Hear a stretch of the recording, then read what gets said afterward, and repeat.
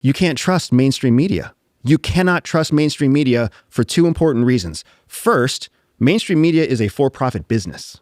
Yes. It's not there to serve you. It's there to make money. It needs to sell ads. It needs to get clicks. It needs to keep you so glued, so interested, so engaged that you're just going to keep clicking, keep scrolling, and they're going to keep serving ads. Mm-hmm. So they're not interested in telling you what you need to know.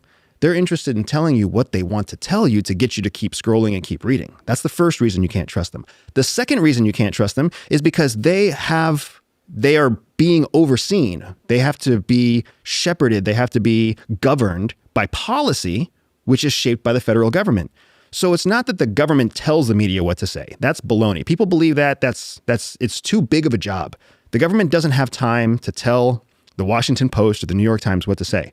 All the government has to do is say, hey, Washington Post, if you say something that we think could be propaganda for Iran, we're going to penalize you. We're going to shut you down. We're going to arrest your CEO. We're going to send the FBI in to investigate.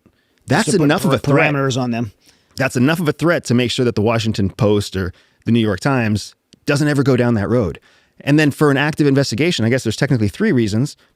The third reason why you can't trust the mainstream media is because when there's truly a breaking story, they have to serve that up first to the Department of Justice, or they have to serve it to the chief executive officer, the president of the United States. They have to serve it through the executive branch to make sure that national security interests are protected. So consider a corrupt politician in Dallas.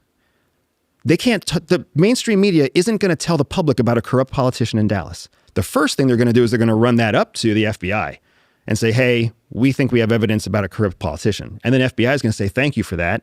Don't talk about it in the press. We're going to investigate it. And that turns into a 2-year investigation. Meanwhile, this corrupt politician gets to continue running, but FBI gets to build a case. So the American people don't get to know what's really happening because the FBI needs to build a case so they can prosecute that politician in 2 years. Expand that anywhere you want to talk about it. Expand that to Iran. Expand that to terrorist operations in the United States. Expand that to border security operations. Like, the mainstream media can't talk about it. Independent media can. Yeah. Yeah. And that's where, podcasts and stuff are blowing up because people don't trust mainstream media anymore, and they're starting to trust independent. And they're starting to realize they can't trust it. Not only are there 3 very viable reasons, right? Like building a case, protecting your business, right? Continuing on with supporting national security. Not only are there reasonable reasons, but then you've also got just bias.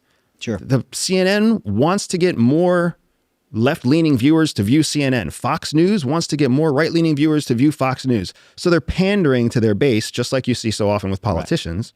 Right. And it's English language. That means it's one language. We don't get the benefit of understanding what's happening in Al Jazeera, in Arabic, what's happening, in Chinese newspapers in Chinese, what's happening in Canadian newspapers in French. We don't get to know because our media is single language and we are a single language country.